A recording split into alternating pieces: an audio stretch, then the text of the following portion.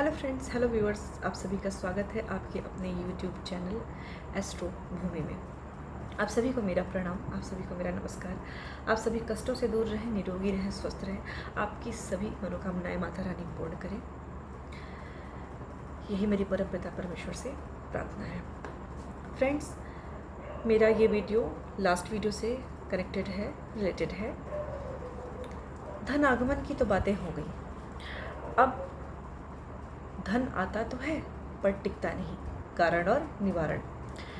Friends, हम सभी से जाने अनजाने में, दैनिक दिनचर्या में कुछ छोटी छोटी ऐसी गलतियां हो जाती हैं जिसकी वजह से हमारे धन आगमन का रास्ता अवरुद्ध हो जाता है। सफलता हमें हमारे परिश्रम के हिसाब से नहीं मिलती है। तो इन्हीं सभी कष्टों को दूर करने के लिए आइए चलते हैं, देखते हैं वो सारे पॉइंट्स हैं कौन कौन से जिससे हमारे कारण का निवारण होगा। पहला पॉइंट, खुद को गरीब समझना। फ्रेंड्स, प्रायः लोग बातचीत में इस वर्ड का इस्तेमाल करते हैं कि अरे हम तो बहुत गरीब हैं, मेरे पास कहाँ है कुछ भी। तो गरीब शब्द का इस्तेमाल आप अपने जीवन में बिल्कुल भी ना करें, क्योंकि फ्रेंड्स, हम जैसा सोचते हैं हम वैसा ही हो जाते हैं। ईश्वर भी उसी का साथ देता है जो स्वयं का साथ देता है। जब आप स्वयं को ही गरीब कहेंगे तो आपका फ्यूचर कैसा होगा। तो कृपया आपसे मेरा अनुरोध है कि आप इस शब्द का इस्तेमाल अपने जीवन से हटा दें, प्रयोग बिल्कुल भी ना करें। फ्रेंड्स, शास्त्रों में ये वर्णित है कि जिस घर में माता लक्ष्मी के विपरीत कार्य होता है, माता लक्ष्मी के विरोधाभास में जो भी कार्य होता है, माता लक्ष्मी वहाँ पे आना पसंद बिल्कुल भी नहीं करती, आना बिल्कुल भी नहीं चाहती है। तो दूसरा पॉइंट, फ्रेंड्स, रात्रि में दही का सेवन आप बिल्कुल भी ना करें। शुक्रवार को दही का सेवन बिल्कुल भी ना करें, यह शास्त्रों में पूर्णतया वर्जित है। तीसरा पॉइंट, सूर्यास्त के पश्चात इन चीज़ों का दान आप बिल्कुल भी ना दें। पहली चीज़ दही, दूसरा प्याज, तीसरा नमक, चौथा उधार आपको किसी को भी नहीं देना है। कोई भी आए कभी भी मांगे शाम के समय, तो आपको इन 4 चीज़ों को नहीं देना है। चौथा पॉइंट, फ्रेंड्स, बेडरूम में आपको कभी भी किसी प्रकार की भोज्य सामग्री ला करके नहीं खानी है। बेड पर तो आपको बिल्कुल भी नहीं खाना है।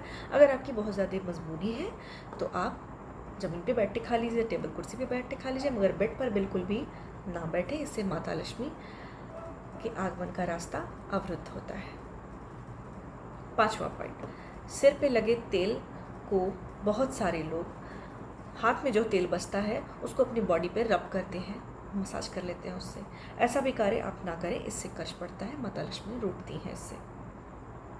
6वां पॉइंट, अपने बालों को बार बार बाएं हाथ से बिल्कुल भी ना सुलझाएं। बाएं हाथ का प्रयोग बाल सुलझाने में बिल्कुल भी ना करें, इससे भी माता लक्ष्मी अप्रसन्न होती हैं। 7वां पॉइंट, अपने बॉडी पर बहुत सारे लोग अपने उंगलियों को थिरकाते हैं। म्यूज़िक बजने पे, धुन बजने पर, आवश्यकता से अधिक खुश होने पर वो तबले की तरह अपनी बॉडी पे बजाने लगते हैं। ऐसा भी आप बिल्कुल ना करें, इससे भी माता लक्ष्मी अप्रसन्न होती है। 8वां उपाय, सूर्यास्त और सूर्योदय के समय घर में कोई भी ना सोए, इस बात का भी आप ध्यान दें। जिस घर में लोग सोते हैं सुबह के समय, शाम के समय, तो उन सभी लोगों का भाग्य का क्षय होने लगता है और उस घर से माता लक्ष्मी रूठने लगती हैं। 9वां पॉइंट, गंदे पुराने कटे फटे मूषक द्वारा काटे ऐसे कपड़ों का प्रयोग करने से भी माता लक्ष्मी अप्रसन्न होती हैं। 10वां पॉइंट, जिन घरों में जाले लगे होते हैं, जिन घरों में घड़ियाँ बंद पड़ी रहती हैं, जिन घरों में यूज़ में ना आने वाली चीज़, कूड़ा कबाड़ कुछ भी हो, अगर घर में एकत्रित करके रखते हैं, उससे भी नेगेटिव एनर्जी निकलती है, इससे भी माता दरिद्रता का घर में वास होता है। 11वां पॉइंट, घर में सायंकाल में झाड़ू बिल्कुल भी ना लगाएं। अगर बहुत अधिक आवश्यक है झाड़ू लगाना तो घर में जो कचरा है उसको आप इकट्ठा करके एक तरफ कर लें, अगले दिन उस कचरे को फेंक दें। झाड़ू सायंकाल में बिल्कुल भी ना लगाएं, इससे भी माता लक्ष्मी अप्रसन्न होती हैं, रूठ जाती हैं। टूटी फूटी कंघी का प्रयोग बिल्कुल भी ना करें। स्त्रियां खड़े होकर के अपने बालों को बिल्कुल भी ना सुलझाएं। 13वां पॉइंट, जिन घरों में प्रायः लड़ाई झगड़े होते हैं वहाँ माता लक्ष्मी उल्टे पांव भाग जाती हैं, वहाँ पर बिल्कुल भी रहना नहीं चाहती हैं जहाँ पर लड़ाई झगड़े होते। तो कृपया आप लड़ाई झगड़े से दूर रहें। 14वां पॉइंट, माता लक्ष्मी झाड़ू पर खड़ी होती हैं, सूप पर बैठती हैं और सील बट्टे पर सोती हैं। तो कृपया इन तीनों चीज़ों का बहुत सम्मान करें। इनको अपने पैर से न कभी लांघें, न कभी इनको अपने पैरों द्वारा छुएं। 15वां पॉइंट, कत्था जो पान में लगाया जाता है वो कत्था, नील और